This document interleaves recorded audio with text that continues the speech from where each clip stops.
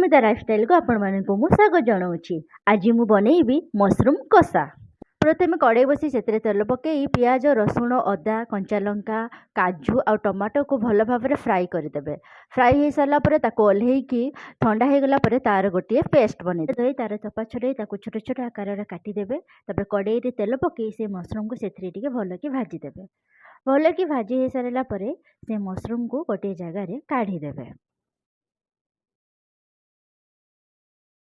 तापरे आउ गोटे कड़े बसी से तेल, जीरा, कंचा लंका को पकई से जो मसला पेस्ट होइतबो से मसला को से पकईकी भल कि कषिबे।